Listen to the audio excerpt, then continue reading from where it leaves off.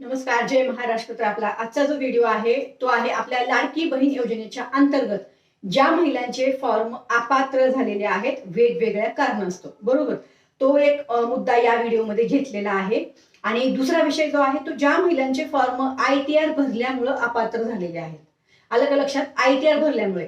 आता ITR जर महिला आत्ता भरत असतील किंवा कुटुंबातील कोणी भरत असेल तर त्यांच्या फॉर्मची फेर तपासणी परत होणार का, या विषयावर माहिती देणार आहे. त्याचबरोबर या व्हिडिओमध्ये ज्या महिलांनी कधी काळी एकदाच ITR भरलेला आहे तर त्या महिलांचे फॉर्म जे आहेत ते पडताळणी होणार का आणि परत त्यांना लाभ चालू होणार का, तर सविस्तर या व्हिडिओमध्ये हीच माहिती दिलेली आहे. त्यामुळं व्हिडिओ तुम्ही शेवटपर्यंत पहा, कारण मी कालच्या व्हिडिओत पण ही माहिती दिली, परवाच्या पण दिली, तरी पण तुम्ही मला वारंवार जे आहेत ते कमेंट करत आहात. म्हणून आज खास करून ज्या महिलांचे फॉर्म अपात्र झाले, ITR भरल्यामुळे अपात्र झाले, त्याच विषयी या व्हिडिओमध्ये माहिती देते, बरोबर.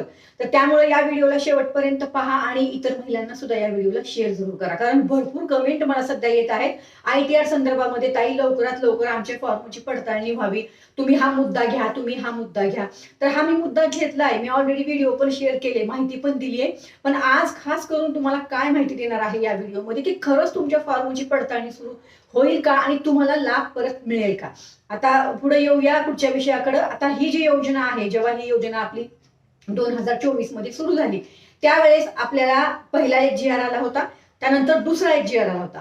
तर त्या दुसऱ्या GR मध्ये सरकारने आपल्याला जे अटी शर्ती आहेत त्या लावून दिलेल्या होत्या की हा फॉर्म कोण भरायचा आणि कोणी भरायचा नाही, बरोबर. म्हणजे ह्याला नियम लावून दिले होते आपल्याला या योजनेच्या अंतर्गत. त्याच्यामध्येच आपला हा ITR संदर्भातला एक नियम होता, एक निकष होता की ज्या कुटुंबामधून ITR भरला जातो त्या कुटुंबातल्या महिलांनी हे फॉर्म भरायचे नाहीत, कारण त्या या योजनेच्या अंतर्गत पात्र नाहीत, या योजनेचा लाभ घेऊ शकत नाहीत, असा त्याचा मुद्दा आहे. आलं लक्षात? आता इथे झालं असं की आपण कधी काळी एकदाच ITR भरला आहे किंवा आत्ताही आपण ITR भरत आहोत, बरोबर. तर आता जर तुम्ही दर वर्षाला जर ITR भरत असाल तर तुमच्या फॉर्मची पडताळणी पण होणार नाही आणि तुमचा फॉर्म पात्र पण होणार नाही आणि तुम्हाला लाभ सुद्धा मिळणार नाही. हा सगळ्यात महत्वाचा मुद्दा आहे आणि जो मी तुम्हाला अगोदरच सांगितलाय. जर तुम्ही दर वर्षाला ITR भरताय तर हा विषय क्लिअर झाला, म्हणजे तुम्ही आता योजनेच्या पात्रच नाही. आलं लक्षात? आता ज्या महिलांनी कधी काळी त्यांच्या कुटुंबामध्ये त्यांच्या मिस्टरांनी किंवा कोणीही कधी काळी ITR भरला असेल घर घेण्यासाठी, लोन घेण्यासाठी, त्या तुमच्या कमेंट मला येत आहेत, बरोबर. आता ह्याच्यामध्ये निकष तर होता, पण तरी सुद्धा हा विषय आपण घेतलाय की ज्या महिलांनी कधी काळी घर घेण्यासाठी ITR भरलेला असेल किंवा मग व्यवसाय नाही का चालू करण्यासाठी, लोन घेण्यासाठी जर त्यांनी ITR भरला असेल किंवा अजून त्याच्या पलीकडे जाऊन ज्या महिलांनी ITR भरलेला आहे कधी काळी एकदाच आणि त्यांचं उत्पन्न आत्ता 2.5 लाखाच्या आत आहे, अशा महिलांच्या फॉर्मची पडताळणी व्हावी ही मागणी आपण सरकारकडे करत आहोत. आला का सविस्तर मुद्दा लक्षात तुमच्या? आता सगळ्याच महिलांचे फॉर्म पडताळणी होणार नाही आणि त्या पात्र पण होणार नाही. पण आपला जो विषय आहे, ज्या महिलांनी एकदा ITR भरलाय पण आता त्या ITR भरत नाहीत, त्यांच्या कुटुंबामध्ये कोणीही ITR भरत नाहीत, बरोबर. बऱ्याच महिला भाड्याच्या घरामध्ये राहत आहेत पण त्यांनी व्यवसायासाठी किंवा 1.5 लाख रुपये लोन घेण्यासाठी, म्हणजे असं कमेंट होती मला की ताई 1.5 लाख रुपये लोन घ्यायचं होतं म्हणून आम्ही ITR फाईल केला होता, तर या कारणास्तव त्यांचे फॉर्म अपात्र झाले. म्हणून या व्हिडिओमध्ये सरकारला आणि देवाभाऊंना सुद्धा विनंती करते परत एकदा की ज्या महिलांनी एकदाच ITR भरलेला आहे आता त्या महिला ITR भरत नाहीत, ज्या महिलांचं उत्पन्न ITR भरल्यानंतर सुद्धा एकदा ITR भरल्यानंतर आता 2.5 लाखाच्या आत आहे, अशाच महिलांचे फॉर्म जे आहे ते परत एकदा फेर तपासणी करावी आणि जर या महिलांचं उत्पन्न 2.5 लाखाच्या आत आहे आणि त्यांनी कधी काळी एकदा ITR भरलाय तर या महिलांना परत एकदा लाभ चालू करावा, ही माझी सरकारला खरंच हात जोडून विनंती आहे. एकदा या महिलांचा विचार करावा आणि फेर तपासणी करावी. जर फेर तपासणी केली तर सगळं लक्षात येणारच आहे, बरोबर ना. त्यामुळे आपण हा मुद्दा धरलाय की बाबा या महिलांची फेर तपासणी व्हावी.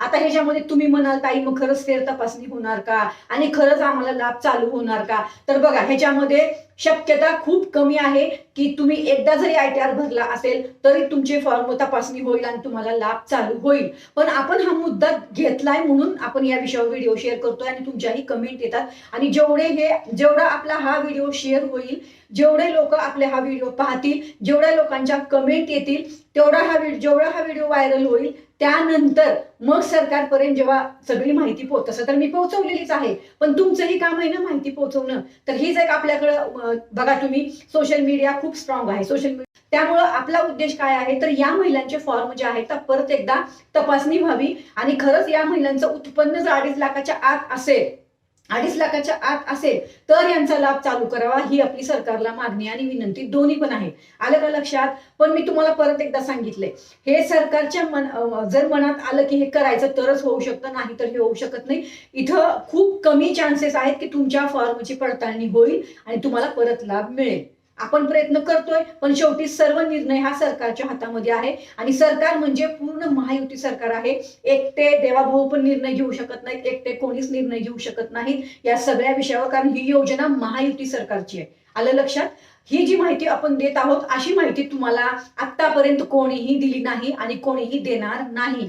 जी माहिती आपली असते ही सरकारच्या अपडेटवर खरी माहिती असते. त्यामुळं आपल्या चॅनलला अजूनही सबस्क्राईब केलं नसेल, लाईक केलं नसेल आणि शेअर केलं नसेल तर लगेच करून घ्या. का करा? कारण अशाच खात्रीशीर माहितीवर आपले व्हिडिओ असतात. महाराष्ट्रामधलं खात्रीशीर माहिती देणारं हे जे चॅनल आहे मनीषा धुमाळ चॅनल आहे आणि आपले सगळेच सोशल मीडिया हँडल आहेत. ह्याच्यामध्ये तुमची माहिती सरकारपर्यंत आणि सरकारची माहिती तुमच्यापर्यंत पोहोचवणं हे माझा उद्देश आणि हेच माझं काम आहे. आणि पात्र लाभार्थ्यांना लाभ मिळवून देणं योजनेच्या अंतर्गत हे माझं कार्य आहे, जे मी हाती घेतलेलं आहे लाडकी बहीण योजनेच्या अंतर्गत. बाकी आपण केंद्र सरकार आणि राज्य सरकार दोन्हींच्या अपडेटवर तुम्हाला अपडेट देत असतो खात्रीशीर. त्यामुळे माझ्या या व्हिडिओवर तुमचं काय मत आहे, तुम्हाला काय वाटतंय, तुम्ही कमेंट जरूर करा. तुमच्या कमेंटवर परत उत्तरांचा व्हिडिओ शेअर करते. चला तर मग परत भेटू. धन्यवाद. जय हिंद, जय महाराष्ट्र.